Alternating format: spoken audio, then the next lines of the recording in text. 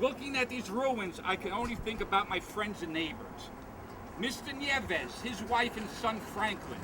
Mr. Nieves was our super and my confirmation godfather. The Ortiz family who lived among us. I know that they didn't move to Amalgamated, Hillman, or Seward Park because they weren't allowed to. That's right. What happened to my friends Georgie and Bobby Vasile? What happened to Mrs. Mitchell and Mr. Dumovich, who spent hours looking out the windows, watching their children and neighborhood children at play? What happened to Mr. and Mrs. Horn, an elderly couple who lived on the floor below me for many years? I remember Yachi, who owned a candy store on the corner of Attorney and Grand Street, along with his sister Jenny and their father Pop. Pop was an Albanian immigrant who came here for a better life. Yachi for years said he would open a new candy store when the city rebelled. Yachi's dead now.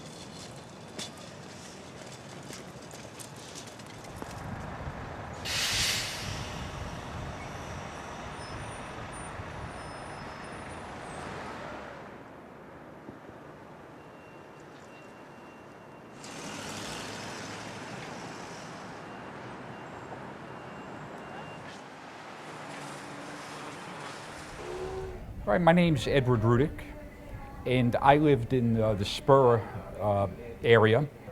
We lived on Grand Street, Grand and between Turney and Clinton, and it was just a wonderful, wonderful place to live.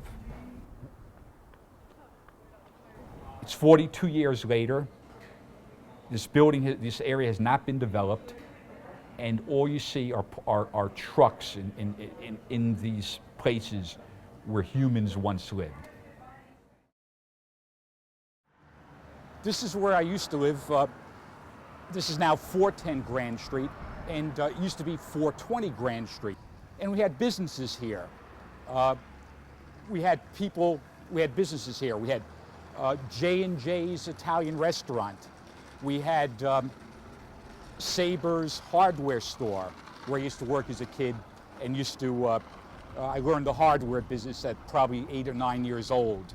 Right next to my building, we had a little shack that was built out from the wall, and it was Yachi's candy store. And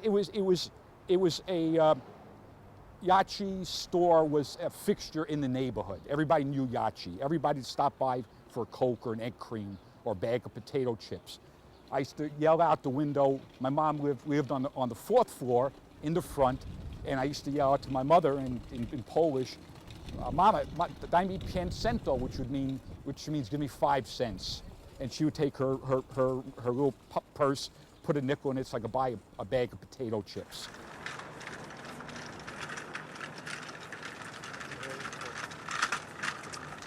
We had buildings here. We had Mrs. Mitchell, Mrs. Dumovich looking out the window.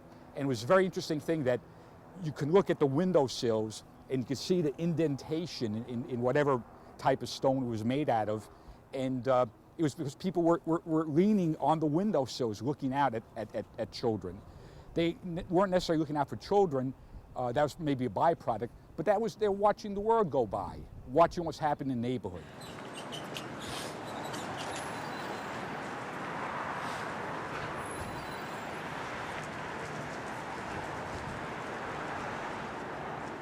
Another funny incident happened to me in the Spur site.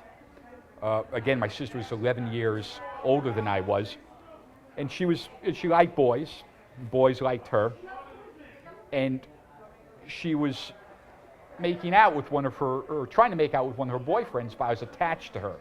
She was my second mother, and she took me out, and her boyfriend or one of her suitors was trying to be slick, and he said, "Hey, Eddie," I was probably about 6 at the time, maybe 5. He said, "Eddie, go around the corner and let me know whether it's raining or not, and I'll give you a quarter."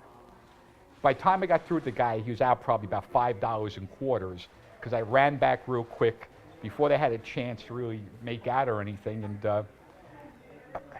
I came back and said, "It's not raining, but I'm gonna look again if you want me to," and he gave me another quarter to do it. So probably made about 50 trips around the corner, and it was kind of disrupted my sister's dalliance with whatever this guy's name was.